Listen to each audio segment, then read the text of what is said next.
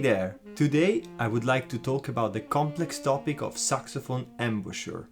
It's an ambitious attempt, I will admit. A quick Google search shows just how much is already out there on the subject. However, I believe I can contribute something simple, practical, and helpful by also giving you an overview of the mechanisms involved. Even though I will not be diving too deep into the physics, I do think that it's important for you to understand the basic mechanics behind the concept of embouchure, so that you will be able to make more conscious choices in how you approach the instrument. And while I'll be trying my best to get to the very core of each one of the topics investigated, this video is really meant to be as complete as possible. Hey, Seb from the future here. The first part of this video, even if it contains very important information, ended up being quite long. So if you want to skip directly to the practical matters, you can go right here. Let's get into it. Saxophone embouchure is such a complex subject because it depends on a variety of factors, among which setup, which refers to the infinite amount of combinations of mouthpiece, ligature, and reed. Reeds themselves, the bane of each saxophone player's existence. Cane reeds are made out of organic material, so they cannot, by their very nature, be extremely consistent. You will likely find huge differences between the reeds of a single box. Differences in sound preference among different players, or other sound needs such as subtone or different articulations. Differences between each player's body. Someone's lips can be thin or thick, but also the shape of what we cannot directly see, such as the components of the oral cavity or throat of each player. External factors, such as air temperature and humidity, which interact respectively with how the instrument carries the sound waves and the behavior of the reed. Finally, the fact that your sound is not something stable in absolute terms. It will invariably change throughout your life, but even on a daily basis. It takes many years of experience to become conscious about the mechanisms of embouchure and to learn how to address them and which consequences these actions have on the sound itself. The paradox is that it takes a lot of experience to be able to simplify things. With time, your sound will surely change.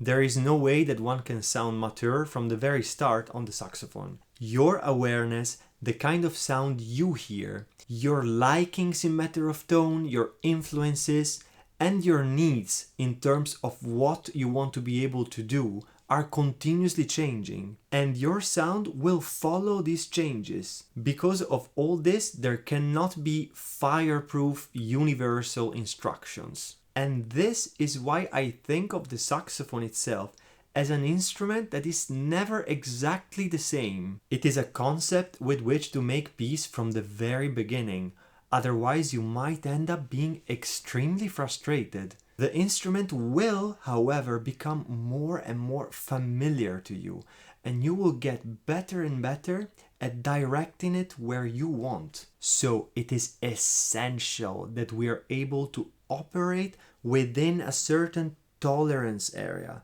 from where we're able to withstand and counter all of these factors. This may be the most important thing to take away from the whole video. We need, therefore, to be able to set up an embouchure that is the most efficient, so that ideally we can, within reason, put up a reed that we kind of know what to expect from and simply play. When it comes to sound, three historically relevant approaches come to my mind: those of Sigur Ráscher, David Liebman, and Donald Sinta.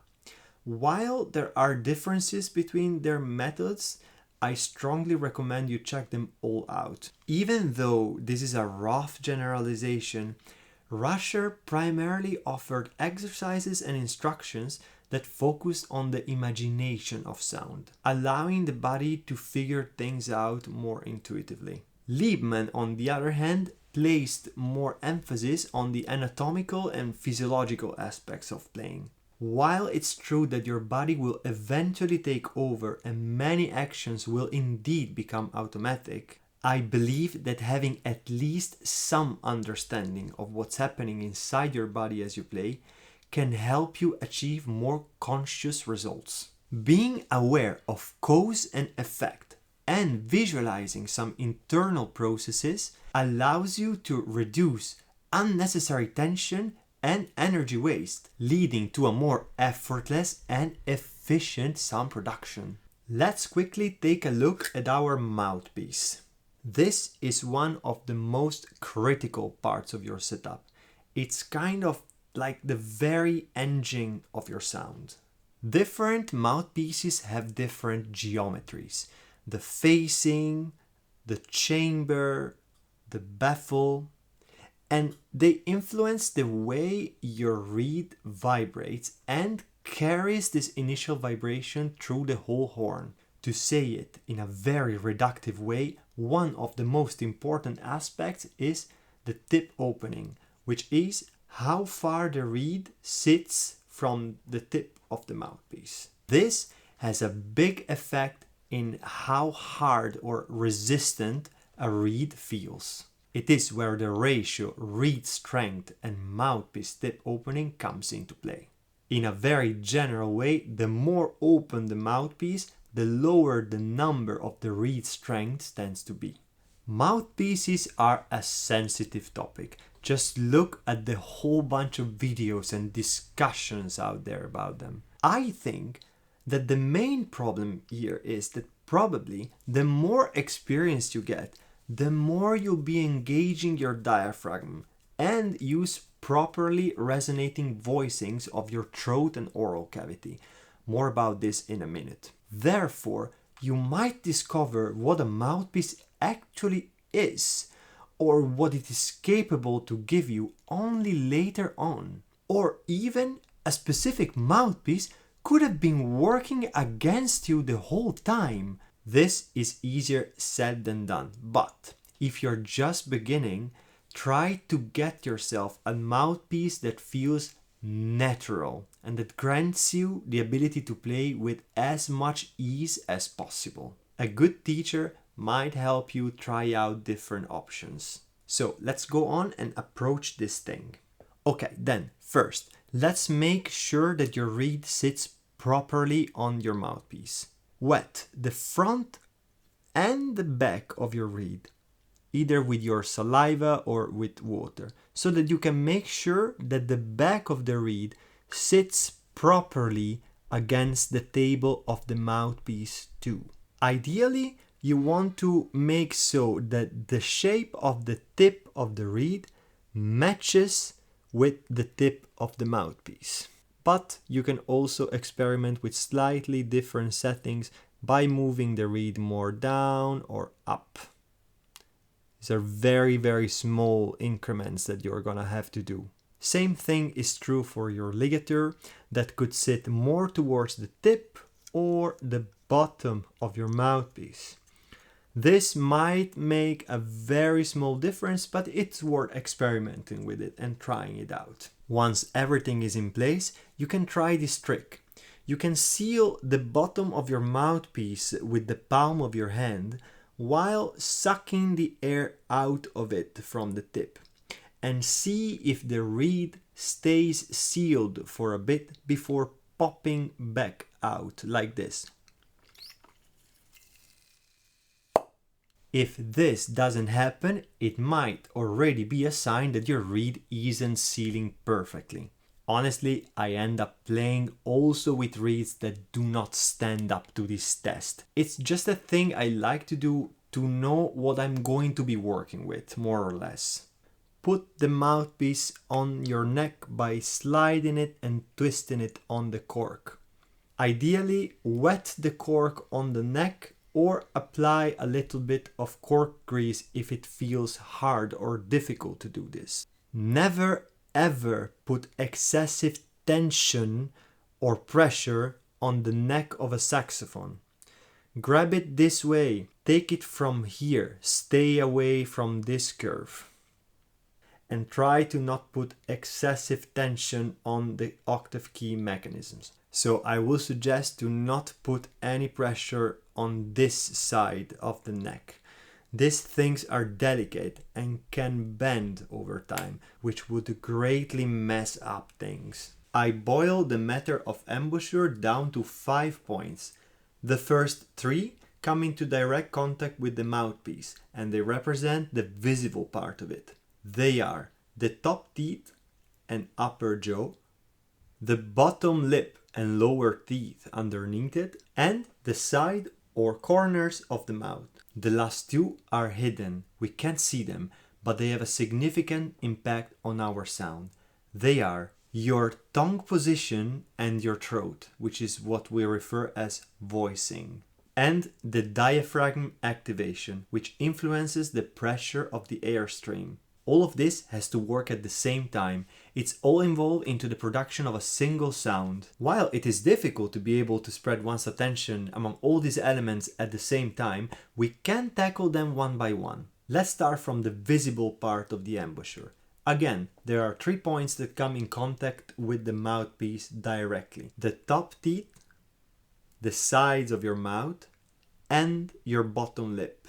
Rest your top teeth onto the mouthpiece and keep your neck straight and relaxed. I use a mouthpiece patch to protect both my mouthpiece and my teeth, and to provide a little bit more stability by offering a bit of resistance that prevents my teeth from being free to slide back and forth. Also, look, these patches are, believe me or not, years old. The presence and severity of marks and holes on your mouthpiece patch gives you a very good indication of how much bite force you're applying. The exact spot where your teeth will have to rest will depend on many factors, such as the alignment of your upper and lower jaw. A good reference for this spot is the point in which the reed detaches from the rails of the mouthpiece. You can see it by looking at your mouthpiece on the side. Lower lip. Here we are opening the Pandora's box of the saxophone world. If you look at the great masters' embouchures, you will definitely see that there isn't one unique solution to this dilemma. We could even start an infinite discussion about which embouchure fits jazz and which one is for classical saxophone. Even if there are undoubtedly differences in the way to approach the instrument between these two, I will try to give you a mostly universal approach from which you will be able to gravitate towards one or the other. Let's begin by setting things straight. What does the lower lip do? The lower lip, paired with a gentle pressure of the lower teeth underneath it, acts as a soft cushion that provides support to the reed. It facilitates the reed's act of vibrating. If no support to the reed was provided, it would take an enormous amount of air for it to be able to be set in motion. You can see this reed's motion by flipping your mouthpiece this way and sucking in air from its end, while pushing gently against the reed with your finger. This kind of vibration happens inside of your mouth as you play, and if the force coming from the lower lip is too much, it will stop the reed from being able to do so. Now, you have heard of lower lip rolled in, rolled out, double lip embouchure, classical, jazz. I very much like what I learned from Joe Allard and David Liebman. They talk about saying the letter V, as in voice. And if you do that, you'll be able to make your lip sit naturally on the mouthpiece. Is where I will try to play my middle register. C, for example. V, V. This also provides with a good activation of the lips muscles, so that your lower lip will be able to go towards this more cushiony, fatter consistency that we were talking about before. To this regard, when Bergonzi talks about his concept of embouchure, he calls it non-embouchure. He says something like, I still look like myself with or without the instrument in my mouth. I call it the no embouchure, embouchure. You look in the mirror, and there you are. You were born with it. It's air going across the reed and mouthpiece. I believe he says so in order to emphasize this idea of having an extremely relaxed and very natural attitude towards the saxophone's mouthpiece. When I was still studying classical saxophone, I remember students will fold cigarette papers and put them onto their bottom teeth to prevent wounds caused by their biting into the flesh of their lower lip. Nowadays, I would say that if you have to patch yourself up in order to keep playing, probably something is not right somewhere. Finally, the sides or corners of your mouth. At this point, I must say I mainly suggest to seal the corners of your mouth just enough that the air doesn't escape when you play. Although, also here I'm aware of two contrasting views. The first, I think it was still Joe Eller that talked about a lace string bag. So, like imagine that you have a wire running through the circle formed by your lips and that you pull it from the side in order to close them. This emphasizes the idea of maintaining the same pressure all around the mouthpiece. And on the other hand, there is the idea of pulling the corners of your mouth downwards, just like when you make a sad face. This is because the base of the mouthpiece, where the reed sits, it's flat and not circular, and this motion would allow your lower lip to flatten as well, freeing the reed and letting it vibrate more openly. Personally, I think I gravitate more towards this view. Okay, so now that we're done examining the first 3 points of direct contact, let's move on to the last two, the non-visible ones. The voicing, which refers to the position of your tongue and throat, and your diaphragm. It will be, once again, impossible to cover everything there is to say in a few minutes, so I will try my best to simplify the topic and reduce the mechanisms involved into a practical approach. Let's start with your tongue. The tongue is huge. It's an impressive muscle that occupies a lot of space between your mouth and throat. So it isn't surprising that it has a lot of influence over the airstream and consequently over the sound that is produced using that airstream. Even if it's so big, it's also a muscle that has an incredible mobility. It can change shape drastically. Just think about how you can make it pointy or flat or wave it around. It is also what contributes to the attack and articulation of notes. So the tip of the tongue should be free to engage the reed, but also stay away enough from it to promote air circulation. Generally speaking, for the most part, this is achieved by letting the tip of your tongue rest somewhere behind your lower teeth, while the back of it arches towards the roof of your mouth. This is similar to the position that it takes to say the letter H, as in he. He. This position promotes a springy action of the tip of the tongue, which is then free to engage the reed, stopping it from vibrating and therefore articulating the notes, and a generally well-resonating voicing in our oral cavity. The back of the tongue arches and flattens to accommodate for the different registers on the saxophone. You should be able to replicate and feel this movement by whistling high and low notes.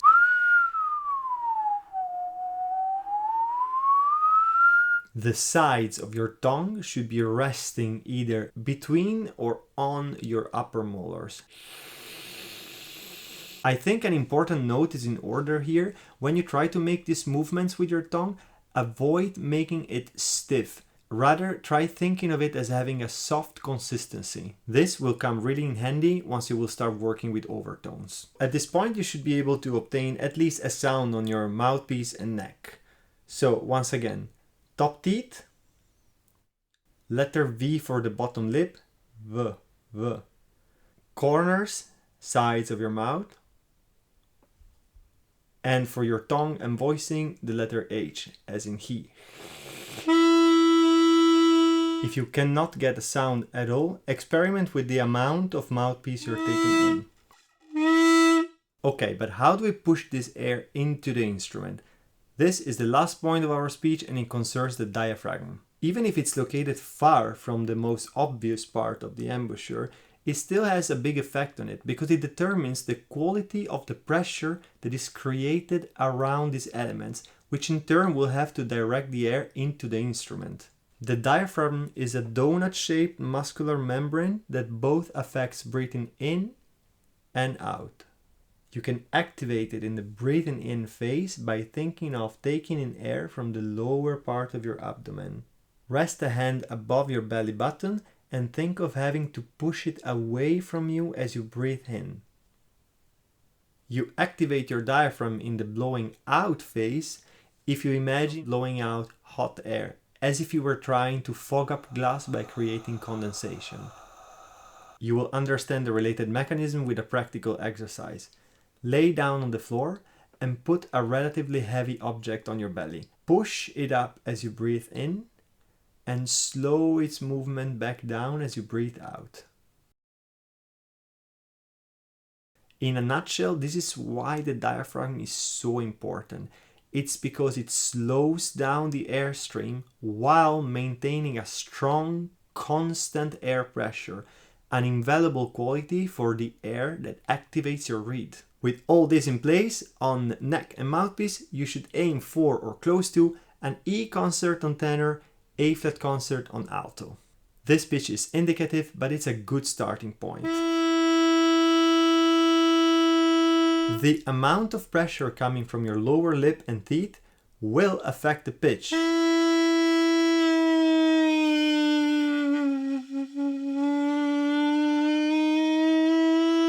You can use where the mouthpiece sits on the neck as a way to regulate intonation by effectively shortening or lengthening the neck.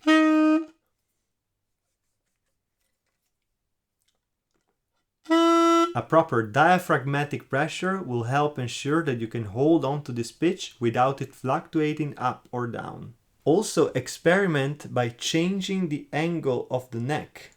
You will notice that there is a spot in which it feels the most resonant and free-blowing, and a point in which it will just stop producing a sound because of the lip closing off the reed mechanically.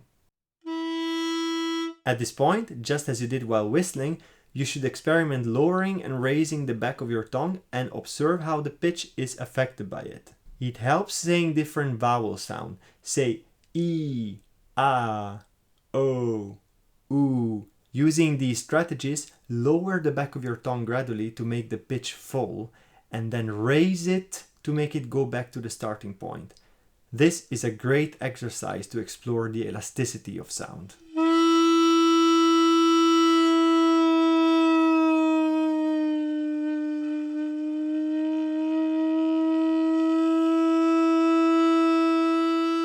You can extend all of these exercises to the mouthpiece alone as well, but be advised it will be much harder because it offers way more resistance than the neck does.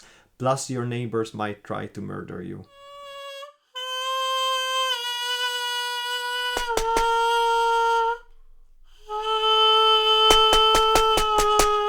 I'll probably make a separate video about mouthpiece exercises at a certain point. Okay, now you have a great starting point for playing on your instrument.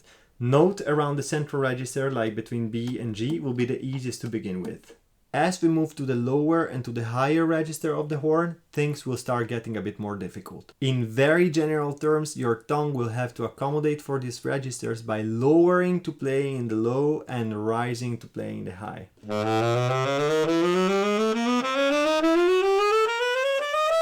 Your lower lip will also probably tend to slide over the reed, dampening the higher overtones when playing in the lower register by moving closer to the tip of the reed and enhancing them when playing in the higher register by freeing up more of the reed.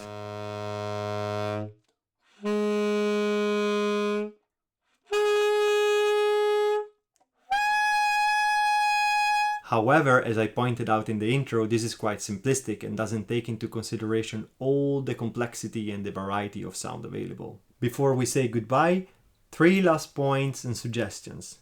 First, make sure your saxophone doesn't leak. Even a minor leak on a crucial pad might have severe effects on your ability to play certain notes, especially in the low register.